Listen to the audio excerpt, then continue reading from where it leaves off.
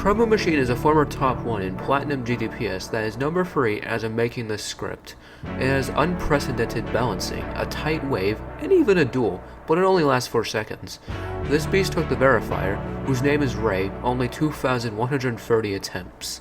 Very low attempt count considering that it is the former top 1 of Platinum GDPS.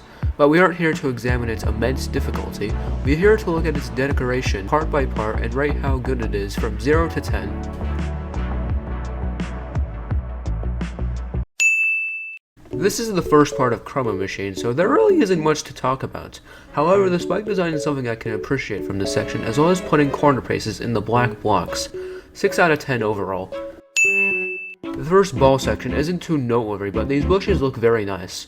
The ship right after features some pretty good glow usage. The cube has this cool little pattern with the colored grid blocks and the regular grid blocks that looks pretty nice. It has some pretty good block design as well. 6.8 out of 10 overall.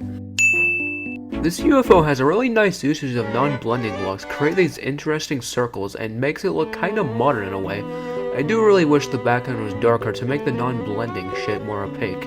7.5 out of 10, but it has some missed potential. This is the tight wave I talked about in the introduction. This entire section features the same kind of decoration, which isn't a bad thing. It has a cool usage of these fading blocks in the inner block design that brings it some energy. The air deco does the job, although I put something a bit more unique, like some corner pieces. The block design also does its job.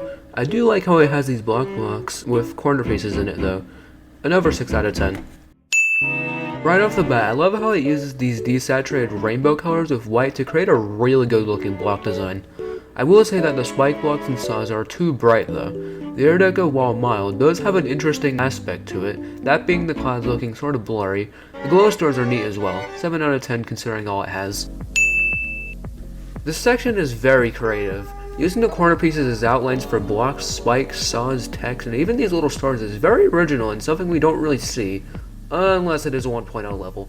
7.8 out of 10 just for how creative the creator was alone. I like how this section has a solar theme to it. This is conveyed with orange as the main color and yellow as a fine secondary color. The glow pillars also do a great job at making light beams as if they are solar rays, so to speak. There are also these blending blocks that look pretty cool. 7.5 out of 10 overall. Before we move on to the next section, I'd like to tell you to hit that subscribe button, baby, yeah! If you subscribe, I get benefits. And you'll get to see my videos earlier. Yeah! Anyways, that's all. This section is not really my cup of tea. My main issue is I don't like the excessive use of white in it. I also don't like how the metal blocks are used, they just look weird. If the slabs were removed and replaced with something else, I'd be totally fine with the single metal blocks. Other than that, this section looks fine. 5.9 out of 10. If these problems were fixed, my rating would be higher. This section is pretty infamous because Zod died the last triple spike twice while trying to beat it. Good lord. Anyways, the main highlight of this section, besides Zod dying here, is these single blocks that honestly look pretty nice.